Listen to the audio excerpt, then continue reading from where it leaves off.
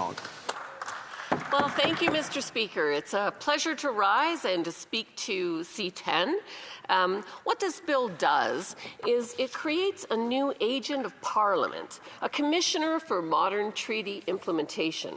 And the commissioner's role would be to assess how the terms of modern treaties are being met or not met, as the case may be, and report to Parliament on its findings. Now, I see that the agent does not really have the power to tell the government what to do or control in any way their response to their findings. And we already have Auditor Generals writing reports and highlighting, the gaps and the inadequacies of the Liberals' response in the area of modern treaties. So, really this is just another high-paid Liberal position that has no power to direct the government to do anything. And so I'm not in favor of creating additional bureaucracy. Now, that said, I want to start by laying out, the premises from which I'm speaking. First of all, treaty rights must be respected. This is absolute. And secondly, we must work with First Nations, Inuit, and Métis people to ensure that they are self-governing, prosperous, and to help address issues that need to be overcome. I think that is clear, and that is the path of reconciliation in our country. But, whenever the Liberals are failing to accomplish anything, which is what has happened over the last 10 years, they will create a bureaucracy. We see this pattern of behavior, for example, in the housing crisis. We know that far too many people were allowed into the country compared to the housing starts, and the former housing minister had said we had to build 550,000 units per year in order to catch up over the next 4 years, and housing starts are down. So not only did they create one housing bureaucracy, they're on their fourth bureaucracy, and still no progress in terms of actual results. Same problem in defense. We've been trying to buy F-35s for since I got elected, to be fair, and still nothing. And so instead of fixing the existing procurement process, they decided to create a new defense procurement bureaucracy. And there is no proof yet whether or not that will accomplish anything. Same thing with major projects. They've got all kinds of infrastructure departments, et cetera, that could be building in our country. They put together an infrastructure bank full of high-priced Liberals that have not built much of anything, and $35 billion out the window there. And so, again, a bureaucracy that accomplishes nothing, and that's not helpful for anything. Then we have the fentanyl czar. At a moment when the fentanyl crisis is an issue in terms of trade with our southern partners, it's definitely something that Canadians care about. It's killed 50,000 Canadians from fentanyl overdoses. We have 400 fentanyl super labs, according to the RCMP and CSIS. We have the Port of Vancouver receiving shipping containers from China that are not scanned, that are sent down to Washington State. And what has the fentanyl czar accomplished in the months that he has been in place? Nothing. Absolutely nothing. And so that is the reason that I do not support adding additional bureaucracy to try to achieve something. And when it comes to truth and reconciliation, let's look at the Conservative record versus the Liberal record. It was Stephen Harper that commissioned the Truth and Reconciliation report that brought to the House those 92 recommendations of how we could move towards reconciliation. And in 10 years, the Liberal government's implemented 14 of them. 14 out of 92. It's a failing grade, Mr. Speaker. When it comes to negotiating modern treaties, the Harper government finished 5. And there's 0 out of 70 for the Liberal government in 10 years. Again, Mr. Speaker, that is a failing grade. Now, it was the Conservatives that most recently, when the Liberals brought forward the Build Canada bill, it was the Conservatives that brought forward the need to consult with Indigenous peoples when they were ready to exempt every project that they wanted to go forward from everything. So it is the Conservatives that have a sincere support to ensure that we move towards reconciliation and that we turn our Indigenous peoples, First Nations, Inuit, and Métis into a prosperous, self-governing part of our Canadian entity. Now, in my riding, I happen to have 4 First Nations reserves, and I would tell you that they are not receiving a lot of assistance from the government. Kettle and Stony Point. These are very entrepreneurial individuals. In fact, their current latest project is to put in place a solar panel path. There's technology to do this that will power the entire reserve. This is green technology. This is an excellent initiative, and they're struggling to get support.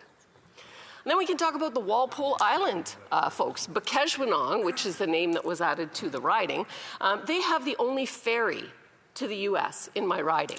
There was another ferry, but the guy that's currently trying to negotiate with the U.S. is the guy that let the Coast Guard, while it was under his watch, break the existing ferry and lost $4 million a year revenue for the CBSA and got sued for more money than it would have taken to fix the thing and keep the border crossing in place. But that's another story, Mr. Speaker. The Walpole Island ferry now needs infrastructure upgrades in order to be able to take the heavier trucks to increase the economic trade that we're doing with the U.S. And again, the federal government is not there for them. And so I understand that that is the conservative record and the liberal record. I could add to that a couple of other things for the liberals. I was here in 2015 when they pledged $8.4 billion to eliminate boiled water advisories on reserve. And here we are. I can tell you as a chemical engineer, if you gave me $8.4 billion for 129 boiled water advisories 10 years ago and asked me to get that fixed, that job would be done now. But in fact, after Jane Philpott left, we made next to no progress on this. And so still, we have Indigenous people that don't have clean water in this country. And I don't know how we can talk about trying to do anything positive if we don't give them basic rights to clean water. And Mr. Speaker, let's not forget, the Liberals did lawsuits against Indigenous children. They did lawsuits against Indigenous people trying to get dental care. That is the record of the Liberals, and so it's no wonder that Indigenous people in Canada are concerned. And because they're concerned, and the Liberals think we're approaching an election, it's the perfect time for them to virtue signal that they're going to do something. But, Mr. Speaker, they're not really going to do anything, okay? They are just going to introduce another bureaucracy. And it's not like they shouldn't know better, Mr. Speaker, honestly. Between 2015 and 2017, here are the bureaucracies that they created to try to deal with this modern treaty issue. The first one was called the Modern Treaties Implementation Office. The next one was called the Assessment of Modern Treaty Implications Office. The third one was the Performance Management Framework. And then they got the Modern Treaty Management Environment, and then the Deputy Minister's Oversight Committee, and then the Reconciliation Secretariat. And Mr. Speaker, after all of that bureaucracy, all of those people highly paid, I'm sure they created lots of paper reports, but nothing was accomplished. And so that, in fact, is the key issue when we look at C10, is that nothing is really going to be accomplished through this bill. And there are serious issues that need to be addressed. You know, treaties need to be modernized. I think we need to move forward at a faster pace on reconciliation. But it's not happening. And when I look even at the language that's in C10, it's so hypocritical. If we talk about the preamble, whereas the Government of Canada is committed to achieving reconciliation with First Nations, Inuit, and the Métis. They're committed, but they've only done 14 out of 92 calls to action in the Truth and Reconciliation Report. Whereas the recognition and implementation of Aboriginal and treaty rights are at the core of reconciliation. Well, what about the latest gun confiscation, where they want to take the hunting rights away from Indigenous people by removing their firearms? Mr. Speaker, it's unbelievable. Whereas modern treaties are intended to strengthen the health, dignity, well-being, and resilience of Indigenous people. The health. Talk about boiled water advisories. Talk about taking them to court over dental care. How is that in any way lining up with what this bill is proposing? The resilience of Indigenous peoples to create enduring relationships between modern treaty partners and to advance national socio-economic objectives that will benefit all. The time has elapsed. Questions and comments. The Parliamentary Secretary to the Prime Minister.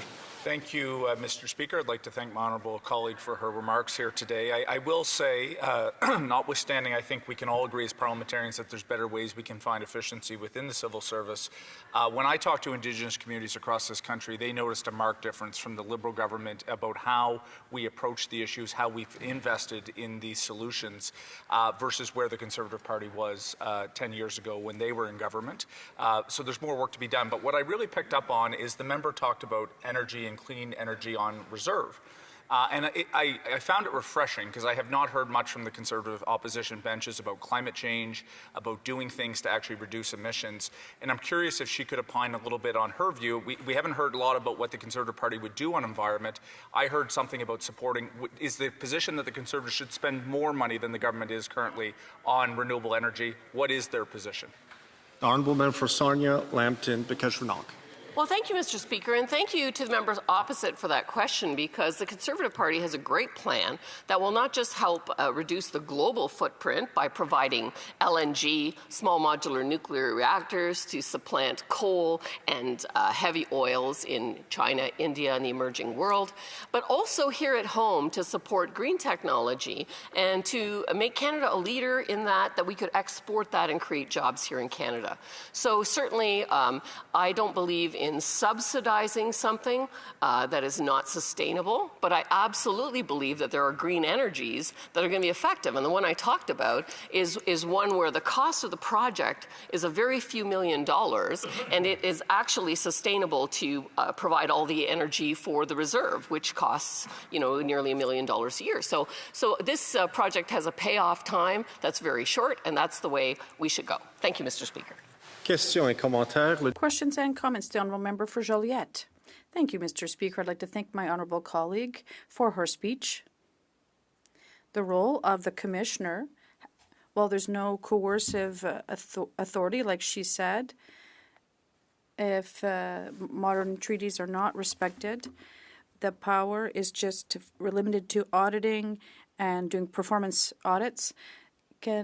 Would the honourable member rather make this a more binding role or keep it as is? For Sarnia, Lambton, Merci, Monsieur. Thank you, Mr. Speaker.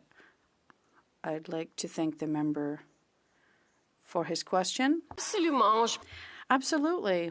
I think we need someone who can have power over the government. They could write a report now with recommendations, but we already have that now. So the government really hasn't done anything. We need someone who can have coercive power over the government and require them to take action. Questions and comments. The Honourable Member for London, Fanshawe. Mr. Speaker, I'd like to thank my colleague for saying her speech.